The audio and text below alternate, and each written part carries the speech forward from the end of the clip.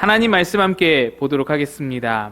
마태복음 5장 1에서 10절의 말씀입니다. 신약 성경 5페이지에 있는 마태복음 5장 1에서 10절의 말씀입니다.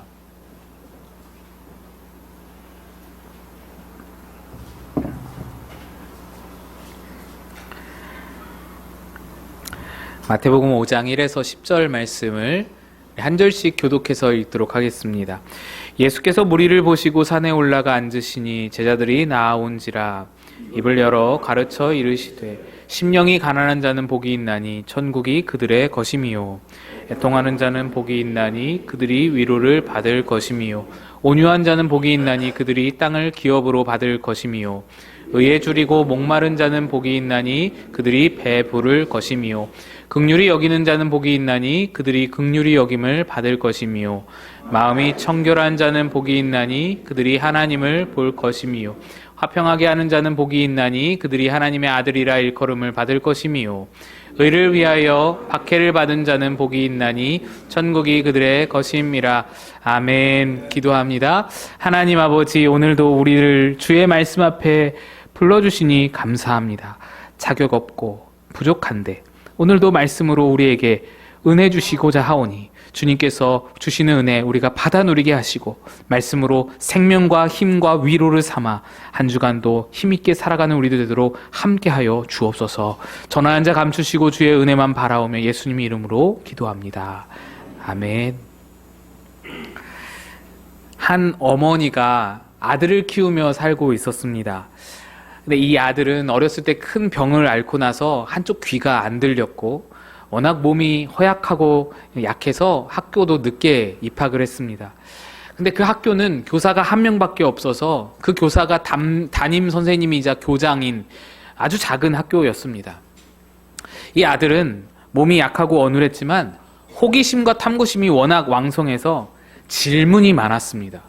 그래서 1 더하기 1이 왜 2가 되는지, 왜 하늘은 파란지, 왜 별은 떨어지지 않는지 그것이 늘 궁금해가지고 선생님이 하시는 말씀마다 왜요? 왜요? 왜요? 끊임없이 질문하는 그런 아들이었습니다. 하지만 고지식하고 엄격했던 선생님은 한 분밖에 없는 선생님인데 그 선생님이 하도 엄격해가지고 고지식해서 이 아이가 질문할 때마다 그렇게 짜증을 내고 귀찮아하고 화를 내면서 이 아이는 머리가 나쁜 문제아가 틀림없다고 그렇게 취급했습니다. 어느 날 선생님이 참다 못해서 아들에게 편지 한 통을 쥐어주면서 엄마에게 갖다 드리라고 했습니다. 엄마가 이 선생님의 편지를 본 순간에 눈물을 흘렸습니다. 거기에 이렇게 쓰여 있었기 때문입니다. 당신의 아이는 지적 장애가 있습니다. 그렇기 때문에 일반 아이들과 함께 가르칠 수가 없습니다. 더 이상 아이를 학교에 보내지 마세요. 아들은 편지를 읽자마자 엉엉 우는 눈물을 훔치는 어머니를 보면서 편지 내용이 궁금하잖아요. 그래서 나도 읽어달라고 떼를 썼습니다. 그러자 어머니가 이렇게 편지를 읽어줬습니다. 아들에게. 당신의 아드님은 천재입니다. 우리 학교는 아드님에게 너무 작습니다. 아드님을 가르칠 만한 좋은 선생님이 없습니다. 어머니께서 직접 가르치시던지 아니면 더 좋은 학교를 보내시기를 권장합니다. 그 후로 아들은 어머니와 함께 공부하기 시작했습니다. 어머니는 다른 선생님들과 달리 아들이 질문할 때마다 그거 참 창의적인 질문이구나 라면서 아주 칭찬했고 또 너는 뭐든지 할 수 있다라고 격려하면서 늘 안아주고 그렇게 아이를 키웠습니다. 여러 해 뒤에 어머니는 세상을 떠났고 아들은 어머니의 유품을 정리하다가 바로 이때 받았던 선생님의 편지를 발견하게 됐습니다. 어머니가 그 선생님의 편지를 읽어주던 때가 또렷이 기억나는 이 아들은 실제 편지 내용을 보면서 눈물을 멈출 수가 없었습니다. 그리고 그 편지를 다 읽은 후에 어머니가 자신에게 어떻게 그 편지를 다르게 읽어줬는지를 깨달은 후에 그의 일기에 이렇게 썼습니다. 나는 문제아이다. 하지만 영웅과도 같은 어머니에 의해 세기의 천재 발명가 토마스 에디슨이 되었다. 에디슨은 모두가 손가락질하고 귀찮아하며 문제아라고 조롱할 때 어머니의 그 아들을 향한 한없는 사랑과 인내, 또 우리 아들은 모자란 것이 아니라 특별한 것이라고 생각하는 어머니의 그 믿음, 그거 덕분에 비뚤어지지 않고 가지고 있던 모든 잠재력을 잘 그렇게 성장시킬 수 있었던 것입니다. 여러분에게는 에디슨의 어머니 같은 그런 분, 이렇게 응원해주고 이렇게 지지해주시는 분이 혹시 계십니까? 세상에서 인정받지 못하고 심지어 조롱받기까지 할 때, 또는 실패할까봐, 좌절할까봐, 인정받던 세상에서 이제 그 인정이 사그라들까봐 두려워지는 상황, 그럴 때에 무조건적으로 여러분을 위로해주며 지지해주고 용기를 북돋아줄 그런 분이 혹시 계십니까? 오늘 말씀을 통해서 그런 분을 좀 만나보셨으면 좋겠다 하는 마음으로 이 말씀을 준비합니다. 오늘 말씀은 마태복음 5장에서부터 7장까지 이어지는 예수님의 산상수훈, 그 말씀들 중에서 가장 처음 도입부에 있는 팔복 말씀입니다. 뭐 여러분 모르시는 분이 없으시죠? 산상수훈 말씀도 너무 자주 들어봤고 너무 잘 아는 말씀인데, 팔복은 더 말할 것도 없죠. 아주 잘 아시고 달달 외우기까지 하는 말씀일 겁니다. 그런데 우리는 이 팔복의 말씀들을 조금 조건적으로 이해하는 경우가 많습니다. 무슨 말이냐면, 심령이 가난한 자는 복이 있나니 천국이 그들의 것입니다 라는 말씀을 우리가 심령이 가난해야만 복을 받는다, 이 조건적으로 이해를 한다라는 것이죠. 그래서 팔복의 말씀을 복을 받기 위한, 8가지 복을 받기 위한 처방전쯤으로 이해를 합니다. 그도 그럴 것이 우리 글로 번역된 성경이 그렇게 보입니다. 말씀을 읽어보면 그렇게 읽어지게 돼요. 그래서 많은 설교자들이 교인들에게 하나님의 복을 받기 위한 자격 조건으로 팔복의 덕목을 이렇게 말씀했습니다. 이걸 따라 살면 복을 받고 하나님이 그를 인정하시고 기뻐하신다, 그렇게 가르치고 그렇게 해석해 왔기에 우리도 그렇게 이해할 수밖에 없게 됐습니다. 문제는 이것이 잘못된 해석이라는 겁니다. 이 팔복의 말씀은 인류 역사상 가장 위대하신 분, 예수 그리스도의 그 가장 위대한 설교, 산상수훈, 그 중에서 도입부입니다. 그래서 이 팔복 말씀이 잘못 해석되면 예수님의 위대한 설교인 산상수훈의 모든 뒤따라오는 말씀들이 다 시작부터 방향을 잘못 잡아서 아주 심각한 문제가 발생되게 되는 겁니다. 그래서 오늘 설교를 통해서 이런 잘못된 해석을 바로잡고 팔복의 옳은 해석이 무엇인지 오늘 좀 함께 나누고자 합니다. 팔복에 대해서 옳게 해석하려면 먼저 예수님께서 가르치시던 그 시대 배경과 상황을 이해할 수 있어야 합니다. 예수님의 모든 가르치심의 핵심 주제는 하나님 나라였습니다. 하나님 나라가 예수님의 모든 가르침의 가장 근본적인 그 주제였습니다.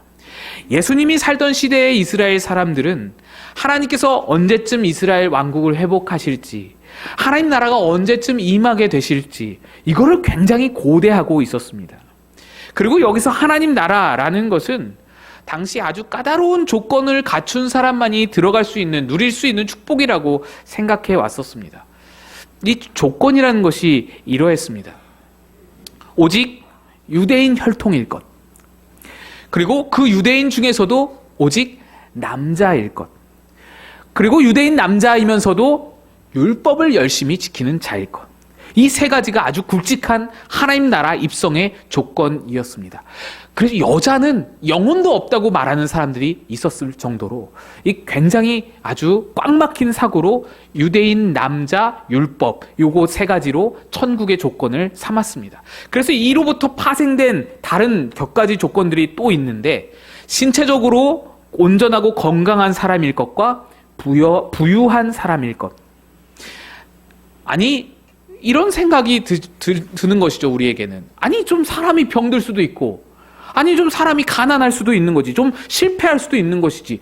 아니, 부와 건강이 천국의 조건이 된다면은 너무한 건 아니냐가, 이런 생각이 드시겠지만, 지난주에 말씀드렸다시피 그들은 가난한 것, 질병, 장애, 이 모두를 하나님의 저주로, 큰 죄를 지어서 하나님이 심판한 것으로 이해를 했기 때문에 그들이 천국에 가리라고는 생각도 못했던 것입니다. 아니, 죄 지어서 벌 받는 사람이 천국에 어떻게 가? 이 땅에서도 벌 받는데 하늘나라는 어떻게 가? 이런 생각으로 가득했다라는 겁니다. 그들은 그 가난하고 병든 자는 내가 도와줄 사람, 구제할 사람, 그렇게 긍휼을 베풀 대상은 될 수 있어도 구원의 대상은 될 수 없다고 철저하게 믿었던 그때 당시의 풍조와 통념이었습니다. 그래서 예수님 당시에는 하나님 나라를 꿈꿀 수조차 없는 사람이 너무너무 많았어요. 하나님 나라와 거리가 멀다고 생각되는 사람이 너무너무 많았습니다. 일단 모든 여성들, 모든 여자들 다 하나님 나라와 관계가 없었고, 이방인, 가난한 자, 병든 자, 장애인, 세리, 창녀, 죄인들, 그러니까 거의 대부분의 하층민들은 다 천국을 꿈꿀 수 없었고, 부자라도 율법과 거리가 멀면 천국은 요원한 사람들이었습니다. 그래서 그 유대인들이, 바리새인들이 그렇게 사람들을 무시하고 업신여겼던 거예요. 너희는 천국 백성도 아니잖아. 난 천국을 소유한 사람이야. 이런 마음이었던 거죠. 그런데 예수님의 말씀, 예수님이 공생애를 시작하면서 하시는 말씀들을 들어보면 이런 사회적 통념과는 완전히 반대의 말씀이었습니다. 예수님은요, 가난한 자들을 찾아가서 축복하셨습니다. 너희가 복되다고 말씀하셨습니다. 나병한 자를 어루만지시면서 그를 고쳐주셨고, 이방인들을 찾아가시고 여인들과 대화하시고 그들의 인생 문제를 해결해 주시고 그들의 기도를 들어주시고 죄인들에게 죄를 용서해 주셨습니다. 이런 예수님의 말씀 한 구절만 딱 보아도 그 통념과 예수님의 생각이 얼마나 달랐는지 볼 수 있는데요. 마태복음 21장에 보면 이런 말씀이 있습니다. 세리들과 창녀들이 너희보다 먼저 하나님 나라에 들어가리라. 너희 잘났다는 유대인들보다 세리와 창녀들이 먼저 하나님 나라에 들어가리라. 완전히 뒤집어진 생각이죠. 완전히 다른 생각인 것이죠. 예수님의 생각과 말씀이 이러하다 보니 이스라엘의 모든 망가진 인생들, 모든 실패한 인생들, 유대 종교 중심 세력들에 의해서 철저하게 무시당하고 배척됐던 그 모든 하층민들, 그 사람들이 예수님을 보기 위해서 그렇게 몰려왔습니다. 그래서 그들은 지붕을 뜯기도 하고요. 그래서 그들은 나무 위를 올라가기도 하고요. 그렇게 구름대처럼 예수님께 몰려오고 또 몰려오고 몰려왔던 것입니다. 그런데 그렇게 수많은 무리들 중에는 예수님에게 치료받고 돌아가는 자들, 그러니까 내가 얻을 것만 딱 얻고 문제만 해결됐으면 끝이다라고 생각하고 돌아가는 자들도 있었지만, 예수님의 말씀을 끝까지 듣고자 예수님 앞에 나아가는 자들도 있었습니다. 오늘 본문 1절을 보시면 이렇게 되어 있습니다. 예수께서 무리를 보시고 산에 올라가 앉으시니 제자들이 나아온지라. 예수님은 커다란 무리를 향하여서 기적을 베푸시고 치료를 행하여 주셨습니다. 그들의 문제, 삶의 문제들을 해결해 주셨습니다. 그리고는 이제 다 해결이 돼서 그 후에 말씀을 전하시려고 산으로 올라가 앉으셨습니다. 근데 이때 이 큰 무리들, 예수님을 따라오던 구름대 같은 무리들이 둘로 나뉘게 되는 거예요. 계속해서 말씀을 듣고 싶어서 예수님 앞에 따라 나오는, 그 팔복산으로 따라 올라가는 자들이 있는가 하면, 내가 얻을 거 얻었으니, 내가 고칠 병 다 고쳤으니 이제는 됐다 하고 돌아가는 자들로 나뉘어지는 겁니다. 그리고 성경은 말씀을 듣기 위해서 예수를 따라 그 팔복산에 오른 자들을 제자라고 표현합니다. 여기서 제자라는 말은 12제자를 말하는 게 아니에요. 어떤 특별하게 헌신되고 특별하게 부름받아서 그렇게 봉사하고 헌신하는 그런 위대한 사람들을 말하는 게 아닙니다. 그저 병든 자, 그저 여인들, 죄인들, 이방인들, 딱한 형편에 있는 망가진 인생들, 꼬인 인생들, 그런데 그 상태로 예수님께 말씀을 들으러 나온 자들, 그들을 향하여서 제자라고 말한 겁니다. 예수님은 오늘 팔복의 말씀, 그리고 계속해서 이어지는 산상수훈의 정말 주옥 같은 그 말씀들을 바로 이들에게, 바로 이 사람들, 이런 상황에서 말씀을 들으러 나온, 이런 형편없는 상황에서 말씀을 들으러 사모하며 나온 자들에게 전하신 것입니다. 그래서 팔복의 말씀은 이런 상황을 전제로 하여서 다시 해석이 되어야 합니다. 팔복 말씀이 이런 구조로 되어 있죠. A 한 자는 B 하도다. 이 A 한 자는 복이 있나니 B 하도다. 이런 식으로 구조가 똑같이 8개가 이루어져 있잖아요. 이 A 앞에 붙은 A라는 내용들, 심령이 가난한 자, 애통하는 자, 온유한 자 등등의 이 A에 해당되는 그런 부분들은 조건이 아니라 상태를 말하는 것이었습니다. 그러니까 무슨 말이냐면, 너희가 너희 심령을 열심히 비워내고 열심히 너희 마음을 겸손하게 유지해서 심령이 가난하게 되면 그러면 너에게 복이 있을 것이다. 이 말씀이 아니라 심령이 가난해서 여기 나와 있는 너희들, 심령이 이미 가난해서 여기에 나올 수밖에 없었던 너희들이 복된 자다. 이 말씀을 하신다라는 것입니다. 조건이 아니라 상태를 말하는 것이다. 그래서 이 말씀은 완전히 다르게 번역이 되어야 합니다. 심령이 가난한 자는 복이 있나니 천국이 저희 것이며가 아니라, 제가 이런 의미를 담아서 사역을 해서 다시 한번 읽어드리면, 심령이 가난한 너희가 진짜로 복된 자다. 왜냐하면 천국이 너희 것이기 때문이다. 이렇게 해석이 되어야 한다는 것입니다. 그러면 심령이 가난하다라는 것을 비롯해서 8가지 그 상태들, 예수님이 말씀하시는 상태들은 정확히 무엇을 의미하는가, 이것을 좀 함께 나누고자 하는데요. 먼저 심령이 가난하다라는 것은 영적 빈곤 상태를 말합니다. 영적으로 하나님 앞에 아무것도 내세울 게 없는 상태. 저 훌륭한 사람들이 천국 조건으로 내세우는 그런 부유함이나 건강이나 율법의 온전함, 그 어느 것도 내가 가진 것이 없어요. 아무것도 내가 가진 것이 없어서 하나님 앞에 구제불능으로 여겨지는 그런 사람들, 자신의 인생을 통틀어서 다 뒤져봐도 하나님 앞에 내세울 게 없는, 하나님께 이렇다 하게 자랑할 게 없어 보이는 사람들, 내놓을 것이 죄와 허물과 부끄러움밖에 없는 사람, 그런 상태, 그런 사람을 이 심령이 가난한 자, 영적인 빈곤 상태에 있는 자라고 말하는 겁니다. 다음으로 애통한 자라는 것은 상실감과 슬픔으로 힘들어하며 우는 자를 말합니다. 눈물밖에 안 나오는 사람, 정말 내 삶을 생각하면, 내 상황을 생각하면 눈물밖에 안 나와서 어쩔 수 없는 사람, 울 수밖에 없는 사람, 너무너무 암울한 사람, 도저히 내일의 희망을 말할 수 없는 그 상태, 그 사람을 말합니다. 또 온유한 자는 흔히 성격이 차분하고 화낼 줄 모르는 자를 온유한 자로 떠오르기 마련인데, 그게 아닙니다. 화를 내지 않거나 화를 낼 줄 모르는 자를 말하는 게 아니라, 어떤 불이익을 당해도 저항할 힘이 아예 없는 자, 어떤 피해를 당해도 저항할 힘이 없어서 화를 내고 싶어도 함부로 화를 낼 수 없는 그런 형편과 처지에 있는 사람, 화를 내면 더 큰 불이익이 당하기 때문에 내가 화낼 수 없이 그냥 당하고만 있어야 하는 처지의 사람을 말합니다. 또 의에 줄이고 목마른 자라는 것은요, 언제나 악하다고 손가락질 받는 사람입니다. 너 왜 이렇게 불의하냐? 너 왜 이렇게 죄 있냐? 한 번도 의롭다고 그렇게 칭찬받아 본 적이 한 번도 없어가지고 맨날 불의하다고 여겨지던 사람. 그래서 나는 언제쯤 나는 의인이 될 수 있을까?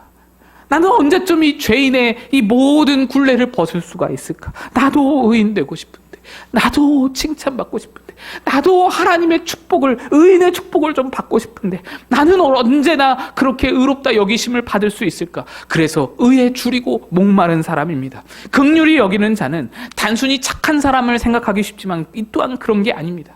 자신이 당한 일들, 자신이 시달려온 일들이 너무 많고 비참하고 치열한 삶의 자리였어서 불쌍한 사람을 쉽게 지나치지 못하는 사람입니다. 내가 가난해 받기에 가난한 자의 마음을 알고, 내가 아파 받기에 아픈 자를 긍휼히 여길 줄 알며, 내가 온갖 멸시와 조롱과 천대를 받아 받기에 그런 자리에 있는 사람을 함부로 손가락질하고 함부로 말하지 못하는 그런 사람들, 그 사람이 긍휼히 여기는 자입니다. 마음이 청결한 자도 그런 것을 말합니다. 복잡한 생각을 할 수 없는 사람, 삶에 무슨 어떤 큰 계획을 하고 어떤 계산을 하고 미래를 향해서 복잡한 계획을 하려고 한다면 그래도 뭔가를 좀 가진 것이 있어야, 좀 삶의 여유가 있어야 복잡하게 미래를 생각하고 계산하고 계획할 것 아니겠습니까? 하지만 그런 희망과 미래가 전혀 없이 그저 오늘 하루 먹고 살기에 급급하다면, 오늘 하루 벌어서 하루하루 버텨내고 하루하루 바쁘게 힘들게 고단하게 몸이 부서져라 일을 해야만 하는 사람이라면 마음에 다른 생각이 들어올 겨를이 없는 거예요. 여유가 없는 거예요. 복잡한 생각이 떠오를래야 떠오를 수가 없는 그런 형편의 사람, 그게 마음이 청결한 사람입니다. 화평케 하는 자, 그는 사람을 귀히 여기는 자입니다. 세상은 그러죠. 싸워서라도, 이기고 짓밟아서라도, 상대를 막 그렇게 짓이겨서라도 자기 이익을 쟁취해야 한다. 내 그 어떤 이득을 내가 쟁취해야 한다라는 그런 각박한 사회 속에서 사람들이 싸움이 일어나요. 갈등이 일어나요. 그럴 때 나는 짓밟혀본 경험이 있는 자예요. 나는 철저히 짓밟혀본 그런 서러운 경험을 가져본 자로서 그 싸워서 짓밟히는 그 수치와 치욕을 다 잘 알기에, 싸움의 고통이 얼마나 큰지 잘 알기에, 그래서 싸움을 중재하고, 그래서 싸움을 그치게 하고, 내게 잘못한 자도 싸워서 그를 굴복시키려고 하기보다는 그를 용서할 줄 알고, 싸워서 이겨서 쟁취하려는 생각보다는 그 상대를 생각할 줄 아는, 그 상대를 존중할 줄 아는, 사람을 우선하는 자, 그런 마음이 화평케 하는 자의 마음입니다. 의를 위하여 박해를 받는 자는 지금 예수님 앞에 나온 사람들입니다. 그들은 예수님을 따르면서 손해를 보고, 예수님을 따르면서 핍박도 당하고, 예수님을 핍박하는 사람들에게 덩달아서 그냥 옆에 있다가 같이 덩달아서 핍박도 당하는 그런 의를 위하여 박해를 받는 자들입니다. 이것이 지금 산에 오른 예수님 앞에 모여있는 팔복 청중들의 상태였습니다. 예수님은 지금 그들에게 말씀하는 겁니다. 그들의 상태를 말씀하시면서 말하는 것입니다. 뭐라고 말씀하시나요? 그러면서 그들의 상태를 보면서 뭐라고 그들에게 말씀하시나요? 너희가 복되다 라고 말씀합니다. 너희가 복되다. 너희를 멸시하고 천대하고 자기들에게만 복이 있다고 말하고 그런 사람들에게 복이 있는 것이 아니라 진짜 복은 너희가 가진 것이야. 너희에게 복이 있는 거야. 이 말씀을 하시는 겁니다. 그러면서 무슨 복을 말씀하시나요? 8가지 복을 말씀하시는데 사실 이 8가지 복도 다 한 가지를 말합니다. 천국을 말합니다. 너희에게 하나님 나라가 주어졌다라는 것입니다. 심령이 가난한 자는 복이 있나니 천국이 그들의 것입니다. 천국, 하나님 나라를 말씀하는 것이죠. 또 애통하는 자는 복이 있나니 위로를 받았기 때문이다. 위로, 이 세상이 줄 수 없는 위로를 하나님 나라가 임하면서 너희에게 위로가 주어질 것이기 때문이다. 이 말씀하는 거예요. 땅을 기업으로 받는다는 것은 무엇입니까? 하나님 나라의 기업을 받는다는 겁니다. 배부른다는 것도 하나님 나라에서 주시는 만족으로 만족할 것을 말하는 겁니다. 긍휼히 여김을 받는다라는 복도 형편없는 자이고 자격 없는 자이지만 하나님의 긍휼히 여기심으로 내가 하나님 나라 백성이 된다라는 것을 말합니다. 하나님을 볼 것이요 하나님의 아들이라 일컬음을 얻는다라는 것도 모두 다 하나님 나라에 들어가 하나님과의 관계가 회복되어 하나님 품 안에 안기는 은혜를 누리리라라는 것을 말씀하는 겁니다. 예수님은 어떤 조건을 제시하면서 너는 이런저런 자격을 갖춰라 이 말씀하시는 게 아니라 너희의 실력으로는 도저히 꿈꿀 수 없었지만 세상은 너희에게 천국이 멀다고 말하지만 사실상 천국은 너희 것이다. 천국은 바로 내 앞에 앉아있는 너희들 것이다 라고 말씀하셨던 것입니다. 아마도 팔복 말씀을 직접 들었던 그 팔복의 청중들은 여자들이고 병든 자고 가난한 사람이고 천대받던 이방인들이고 죄인이고 세리고 창녀고 여러 가지 잘못된 선택 때문에 인생이 꼬여버린 망가진 인생의 사람들이 대부분이었을 텐데 그들 모두는 이 예수님의 말씀을 듣고는 깜짝 놀랐을 겁니다. 이렇게 말하는 사람이 없었거든요. 나한테 천국이 있다고 말하는 사람이 아무도 없었거든요. 내게 천국이 있다니, 내가 천국 백성이라니, 너무너무 감격과 감탄에 겨워서 그렇게 예수님을 바라보고 있었을 겁니다. 여러분, 이것이 예수님이 말씀하신 팔복의 의미입니다. 그러면 이제 그들 말고 우리를 좀 생각해 보죠. 우리도 팔복의 청중들과 같은 복을 받을 수 있겠습니까? 솔직히 우리는 그때 그 청중들보다 지적 수준이라든지 경제적 상황이라든지 여러 형편상에서 볼 때 훨씬 더 나은 조건을 가지고 살아가고 있습니다. 8가지 상태를 제가 말씀드렸는데 사실 그 8가지 중에서 우리에게 해당되는 상태는 몇 가지가 있을까? 제가 생각해봤지만 저도 잘 모르겠습니다. 8가지가 내게 있나? 잘 모르겠습니다. 몇 가지가 여러분에게 해당될 수도 있겠지만 아마 해당되지 않는 분들이 더 많을지도 모르겠다 생각이 듭니다. 그러면 그런 8가지 상태를 우리가 지니지 못했으니, 우리는 심령이 가난하지 못하니, 우리는 애통하고 있지 않으니, 우리는 즐거워하고 눈물도 없고 그런 삶을 사니 우리에게는 팔복이 해당이 없는 것인가? 우리도 팔복의 청중들처럼 가난해야 하고 우리도 팔복의 청중들처럼 그렇게 애통하는 삶을 살아야 되고 멸시와 천대를 받아야만 복이 임하는 것인가? 아닙니다. 그럴 수 없다는 말입니다. 그렇게 되면 또다시 조건으로 돌아가는 겁니다. 잘못된 해석에 또다시 빠지는 겁니다. 우리가 팔복을 자꾸만 오해하고 자꾸만 함정에 빠지는 이유가 거기에 있어요. 예수님은 그들의 상태를 말했을 뿐인데 우리는 자꾸 그거를 자격 조건으로 우리의 어떤 우리가 갖춰야 할 조건으로 자꾸만 받아들이는 겁니다. 자꾸만 끌어당기는 겁니다. 예수님께서 그들에게 복이 있다고 말씀하신 것은요, 가난했기 때문이 절대로 아닙니다. 그들이 여자라서가 아닙니다. 죄인들이라서 복되다 말씀하신 것이 아닙니다. 그 상태 때문이 아니라, 그 상태 자체 때문이 아니라 그 상태 덕분에 예수님께 나와서 그 예수를 만났기 때문에 그게 복되다 말씀하신 겁니다. 그들의 상태, 가난한 상태, 애통하는 상태, 저항할 힘이 없는 상태, 죄인인 상태, 너무 힘들어서, 너무 고달파서, 너무 삶이 괴로워서 뭐라도 한번 잡아볼 생각으로 그래서 예수님을 찾아 나왔다라는 그 한 가지 조건이 그들을 복되게 했다라는 거예요. 잘났다고 하는 사람들, 이미 천국을 가졌다고 하는 사람들은요, 예수님의 말씀 앞에 나올 필요성을 못 느꼈습니다. 아니, 이미 가질 거 다 가졌는데요. 이미 천국 소유했는데요. 또 가난하고 병들고 없다고 하는 사람들, 그 결핍된 사람들도 그런 생각을 가졌어요. 나 병고침만 받으면 다음부터는 내가 잘 살 수 있어. 나 이 문제만 해결되면 그 다음은 내가 내 인생 잘 살아낼 수 있어. 예수님께 나올 필요가 없는 거예요. 예수님께 병고침만 받으면 되는 거예요. 예수님께서 문제만 해결해 주시면 되는 거예요. 그 말씀을 들을 필요가 없는 겁니다. 그래서 무리는 예수를 등지고 떠난 것입니다. 하지만 지금 팔복산 앞에 앉아있는 팔복의 청중들은 심령이 가난해서, 의에 줄이고 목이 말라서, 삶의 문제가 도저히 해결되질 않아서, 죄인으로 손가락질 받는 그 일들이 지긋지긋해서 예수를 떠날 수가 없어요. 예수를 멀리할 수가 없어요. 예수께 나올 수밖에 없는 그런 자들이었습니다. 뭐라도 지푸라기라도 붙잡는 심정으로 예수께 나온 자들입니다.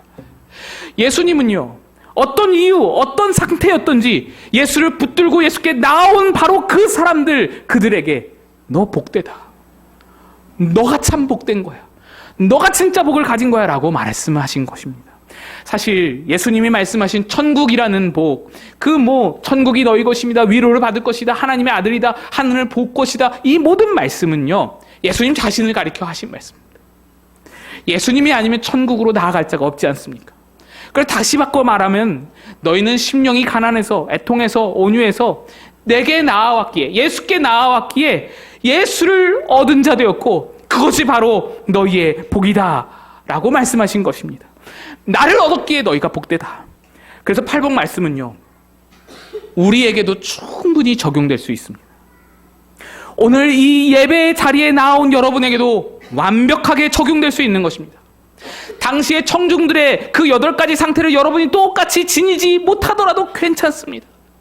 예수 앞에 나오는 것, 그거 한 가지가 유일한 조건이기 때문에, 복받을 수 있는 조건이기 때문에, 여러분이 주일에 시간을 쪼개서 예배당에 달려 나오는 것이 얼마나 힘든 일인지, 무리들은 돌아가고 제자들은 예수께 나와 예수님을 따라서 산에 오르듯이 수많은 사람들이, 수많은 세상 사람들이 지금 제갈길로 나아가는 일요일이지 않습니까? 황금 같은 주말입니다. 얼마나 많은 편안함이 있고 얼마나 많은 재밌거리가 있습니까? 이 날, 이 재밌는 게 많은 이 날, 이 주말인데, 게다가 봄 기운이 완연해서 나를 부르는 것이 너무너무 많잖아요. 들판의 모든 꽃잎과 모든 나무들이 다 나를 손짓하고 부르고 있지 않습니까? 저 강물이, 저 시냇물이, 저 산과 들이 나를 부르지 않습니까? 여러분이 갈 데가 없어서 여기 앉아 있는 게 아니지 않습니까? 여러분이 같이 갈 사람이 없어서 여기 앉아 있는 게 아니지 않습니까? 여러분이 그 모든 주말의 안락함과 재미와 편안함을 뿌리치고 왜 지금 여기에 앉아 계신가요? 여러분도 팔복의 청중들처럼 나름의 이유를 가지고 각자의 환경, 그 모든 상황들 때문에 여기 앉아 있는 것 아니겠습니까?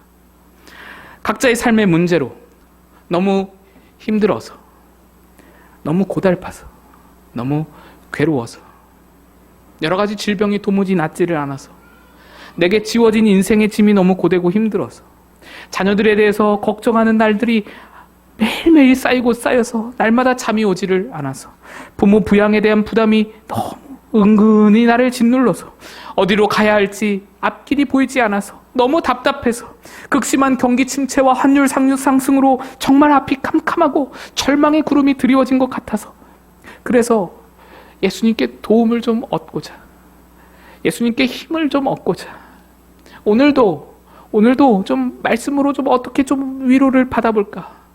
어떻게 좀 말씀으로 좀 힘을 낼 수 있을까? 오늘은 예수님이 내게 무슨 말씀을 해주실 수 있을까?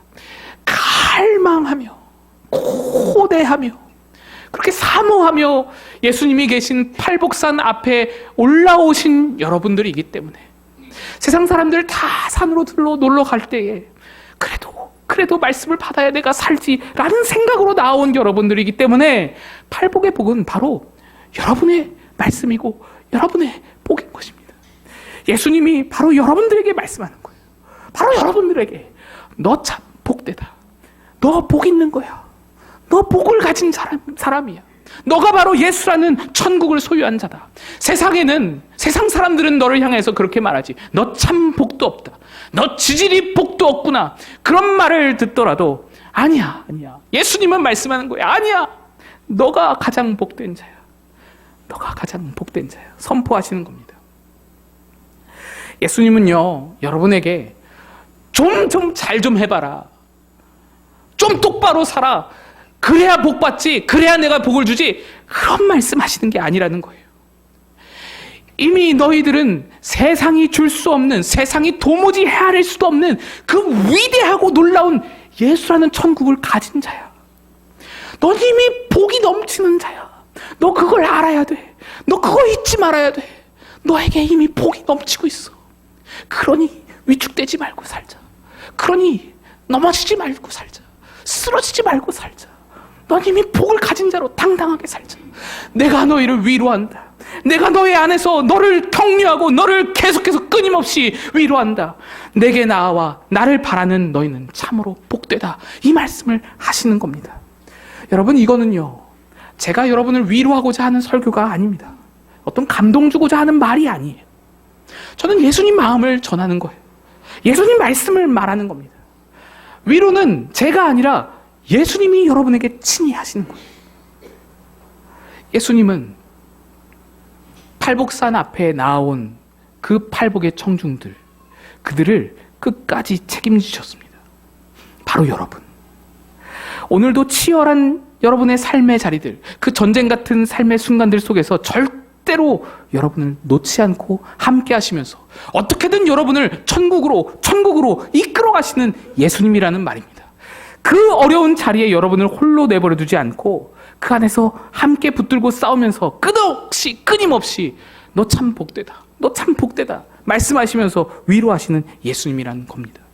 예수님은 당신께 나온 그 팔복산 앞에 나온 그 모든 사람들을 반드시 도우시는 예수님이었습니다.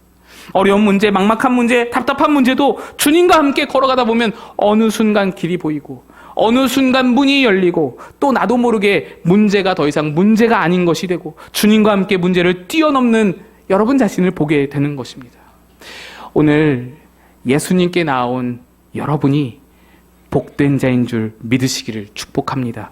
예수라는 천국을 붙들어서 세상 끝날까지 복된 자로 살아가는 여러분 다 되시기를 주님의 이름으로 축복드립니다. 같이 일어나서 찬양하겠습니다.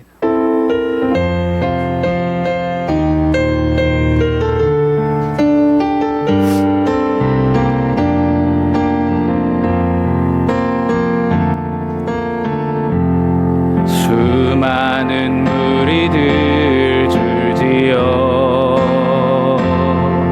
그분을 보기 위해 따르네. 평범한 목수이신 그분 앞에 모든 무릎이 꿇어 경배하네. 모든 문제들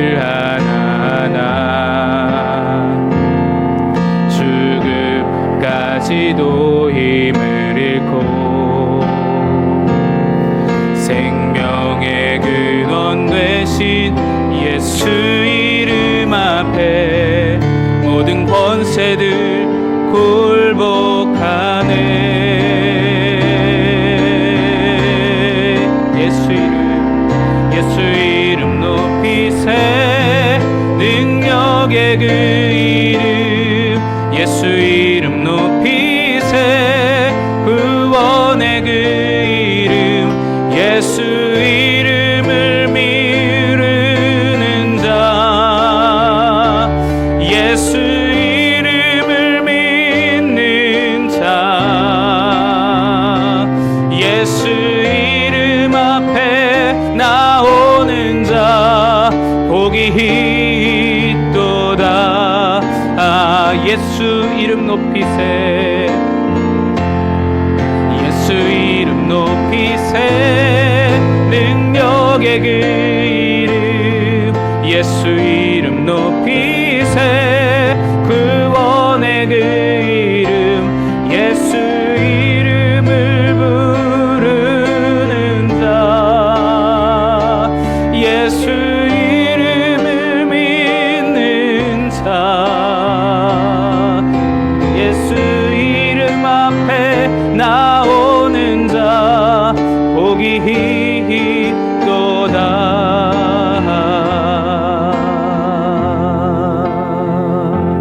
예수 이름을 부르는 자.